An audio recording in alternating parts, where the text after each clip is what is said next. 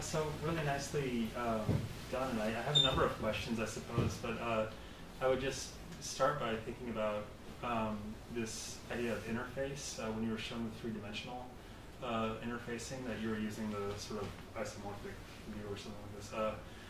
Have you considered? It seems it would be a fairly easy leap into VR, or to have a three-dimensional view of that data set that you could then reach into and use. Is that something that interests you at all, or is it? Of interest, and at the same time, there's something which holds me back, because in these 30 years, I've seen so much technology coming and going, and I've invested into quite a bit of stuff which is somehow now in boxes in my basement. What I did quite a bit in the research for this piece, and I use it in moments, is using the leak motion. So I closed the patch already, but there was, at one moment you saw a little sphere in this three-dimensional space, so I could actually, with my left hand, I would reach into the space, and then the distance between my pinky and my thumb would control the dimension of that sphere, and that would be the size of my search sphere. So if I have this huge cloud of dots and I make that sphere very tiny, then I'm just reaching the closest sounds there, and then I could open it up to many more, etc. That was a very nice interface, but if you do that for a couple of hours, it's really tiring. So I went back to the mouse for just, I don't know, practicalities. I've never ever seen, besides Laurie Anderson Chalkroom, anything VR which I was really interested in. I mean, I'm not so attracted by just technology. It needs to be something which also talks to me on a kind of an emotional level. And yeah, I'm curious to see if that becomes something. And I think it proposes a number of problems to ask a performer to stand on stage with a headset on that isolates them from the audience. That's certainly a problem. But I just think within your particular paradigm, it seemed like a really natural leap to have that spatialized in 3D to use it. So. You bring actually up something interesting. So I think a lot about instrument design and what an instrument might be. I always say in joking, nobody would pick up the clarinet today if we would fear in 6 months is an update and the keys are in a different position. So we need stability. We need something where we say, yeah, I'm investing these 10,000 hours into the instrument to really get kind of very, very fine-tuned with it, with my breath, with my entire body, and it needs to be the same. Now, we are never in that position with electronics. So for me, instruments very often are not necessarily something I bring to the stage. So I don't consider this anything to be on the stage. It doesn't make any sense. For me, it's a tool. It's an instrument I play in the studio to produce my layers or whatever, textures or an entire piece. But I don't think so much as something on stage. I mean, when I'm playing with my ensemble, so we started in '82, and I would say since 20 years my setup has not changed. I have 2 keyboards, I have 11 foot pedals, and I have 2 computers. Obviously the computers have changed, the brand of the keyboards have changed, the pedals, but what they do remains the same. And I think about them, I mean, at some point I started 3 years organ, and I should have gone further with that, but I didn't. But it's the same idea, you know what the instrument is, you come to a different church, oh, suddenly you have 3 manuals, oh, you have other colors, you have different stops, etc. So it is a model of an instrument which might have many different incarnations, and you spend an hour on it and you get used to it. So that type of relationship to instrument, that's what I'm searching for.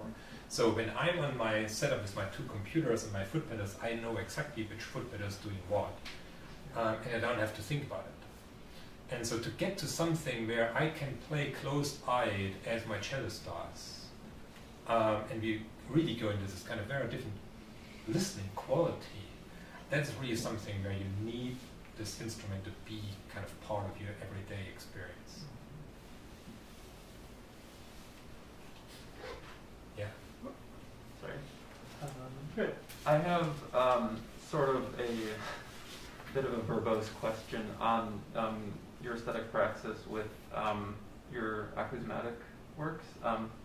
they're obviously sort of leaning more on a concrete sound side than a synthesized sound side, but there seems to be a desire to preserve the sound rather than obscure it from its source a lot of the time.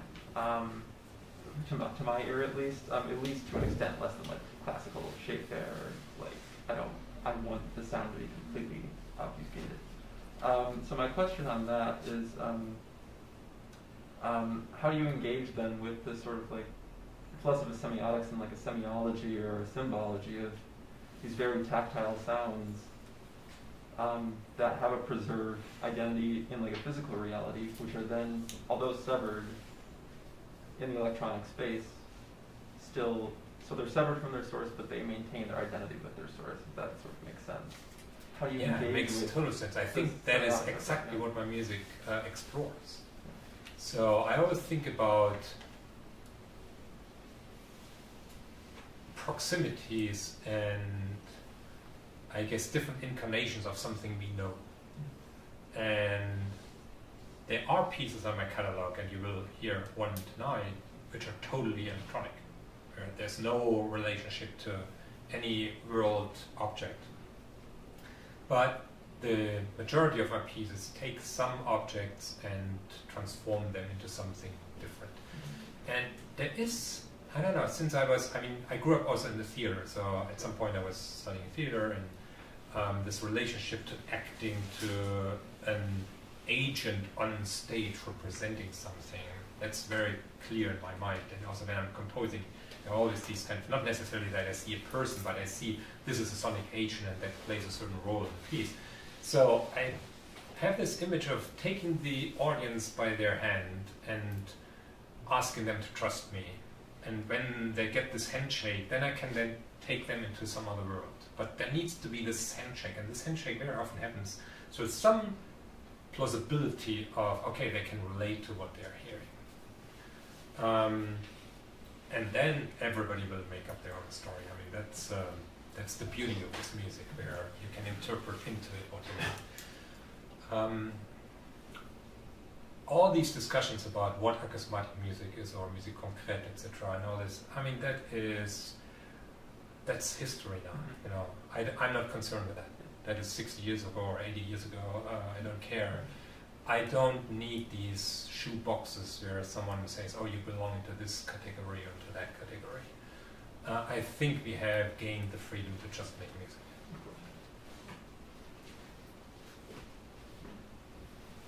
Thank you. So I have a question out of personal curiosity. So we had a number of conversations in the last few years about teeny tiny topics such as the MFCC coefficients or whatever, and larger discussions such as how you compose with large data sets. And so my question is how you integrate several tools and how you are able to use all these tools together with a large set of data. For example, I know you use Orchidea in some ways. How Orchidea can be used together with the Flucoma descriptors and together with the spatializer that you have. So how you manage to fluid integrate all these technologies in a kind of a poetical sense, if it makes sense.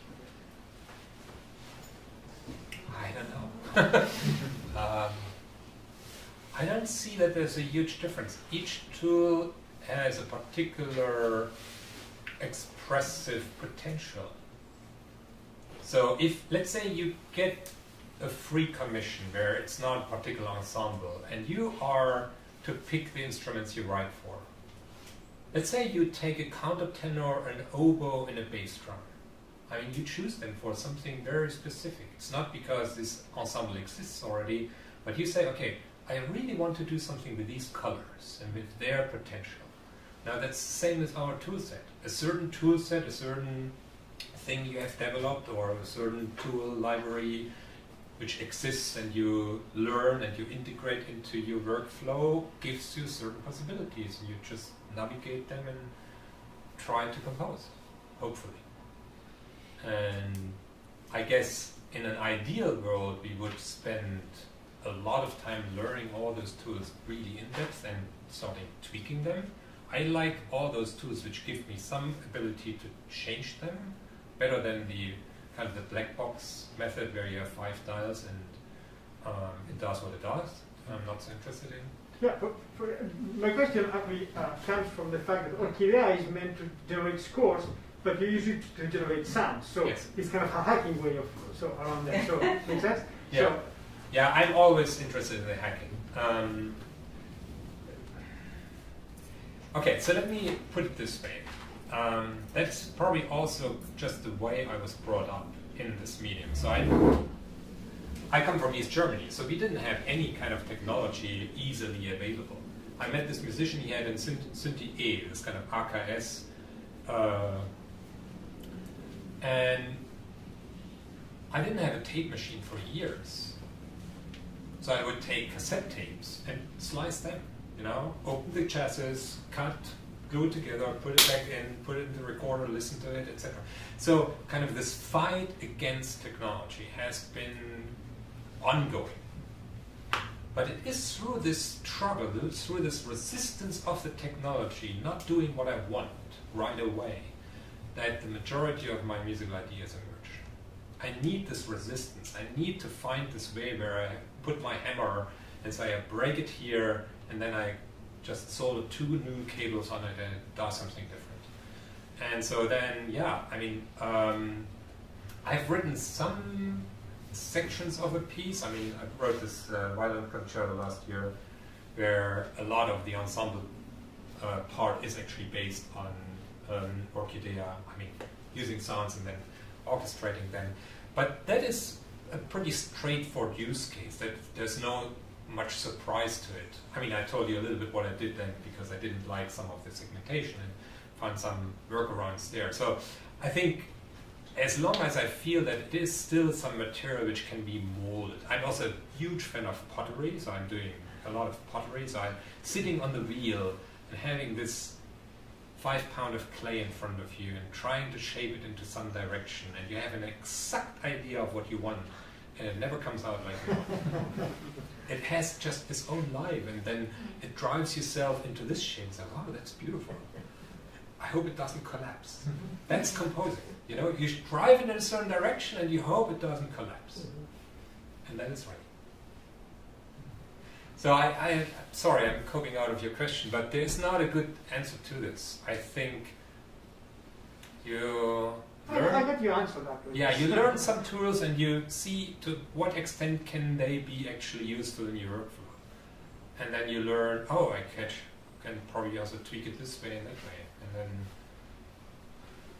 at some point you have also to make some pragmatic decisions of saying, oh, there's a deadline coming and I have just to use the tools to the extent I've learned them now, and then I have to write some music.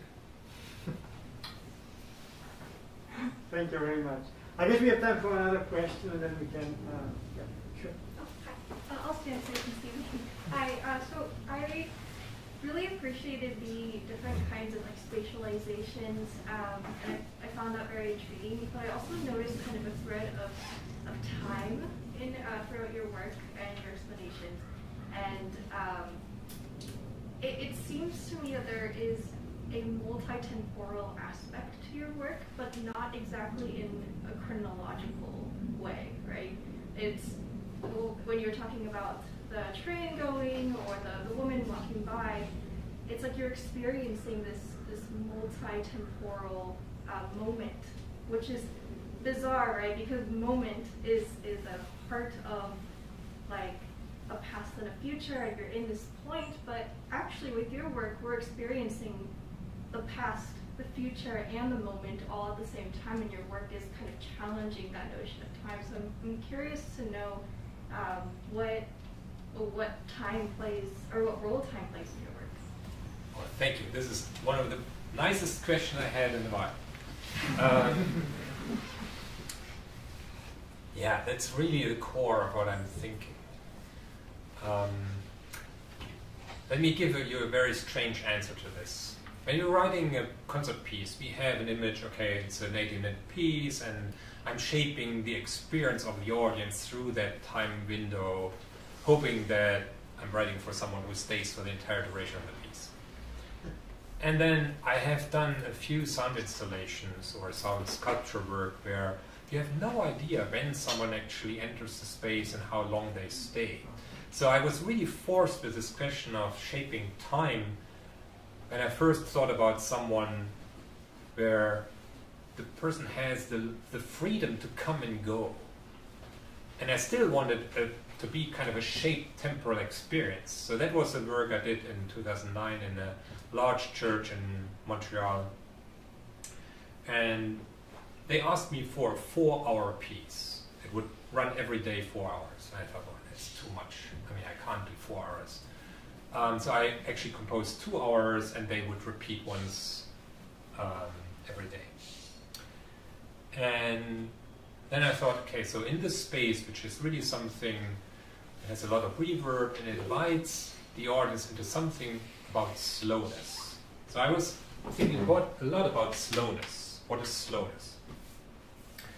And I made kind of an experience for myself. How long is the shortest I would allow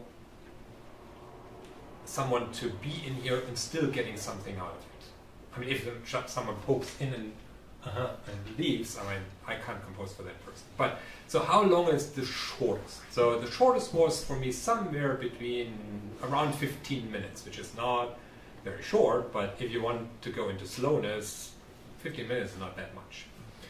And so what the piece is composed is, the 2 hours, it's kind of a wave. And I thought about a gliding 15-minute window throughout the entire 2-hour piece, where there's at any moment always an introduction of new material, some kind of a transformation of it, some moment of a more solo, and then building up to a large sound mass and then going back to a solo. So this idea, even if someone is just in there for a short moment of time, there is some directionality, something where I feel there is a guidance how to listen. Whether that person or anybody picks that up or not, that's not so important, but it's important for me to be there. And I talked about that a little bit, and then a few years later, one of our grad students who knew my work really well, he said, you know, there is a change now in your work. So, okay. He said, your piece is not about a particular piece. It is not about slowness anymore. So, okay, what is it about? And he said, it's about timelessness. And that made me think quite a bit. Can't talk about that piece now, but it is, you're really at the core of a lot of things I'm thinking about. This kind of multi-sensorial scanning of the world, constantly being aware of what's going on, and that being shaped by larger waves of time or larger waves of attention spans. I'm someone who's extremely impatient. And at the same time, I try not to do more than 2 things at the same time. So when we eat, we don't read email, these kind of things. So really kind of focusing on one thing at the time, which is, I think, necessary in this kind of very fast-pacing world to kind of finding our anchor points. And then still in the music, I think, I mean, I could make an analysis of what happens in this piece on this multi-temporal scale, because I have these variation forms, and I made some analysis of the pitch contours I got out of this bowing chordboard. There is, in the 3rd minute of the piece, there's this, that is something I didn't transpose, it just came out of this bowing, and then I added some voice samples into the piece because the voice would play also part in the other sections of that larger cycle. And I just transposed all the voices to land on that pitch, which was not intended, it just came out of this gesture. So there is then something, let's say, analysis is not only something where I'm feeding the database or some algorithm, it's also saying, okay, I did these sounds, what is the pitch content? Can I build some kind of harmonic progression out of this, etc.? So there is then an exposition of that theme, and that is picked up later in the piece. So there are very clear temporal sections in the piece where I'm thinking about them, and whether that is then something which translates for someone who listens to it, that is out of my hands. But apparently you you discovered something in there. Thank you so much. Last comment. I think now I consider this piece done. I mean, the one you heard. In the beginning I said it's still kind of, I mean, the premise in 3 weeks, kind of work in progress. But listening it in here confirmed that at least the things I wanted to do seem to work. So the presence of this upper ring is really structural, without which I couldn't give myself this impression that we actually sink deeper and deeper and deeper into space. This kind of high pressure, the idea of exerting that pressure on the skin is kind of translated into the space here, where certain materials which come in the lower level first, in the later moment are actually played in the upper level. And that gives myself this impression, okay, we are actually, through all this pressure exerted on the system, we have been kind of pushed further down into the earth or something. And I have no idea how I would render that without having the separation between these layers. Okay. Thanks for your patience. Thank you.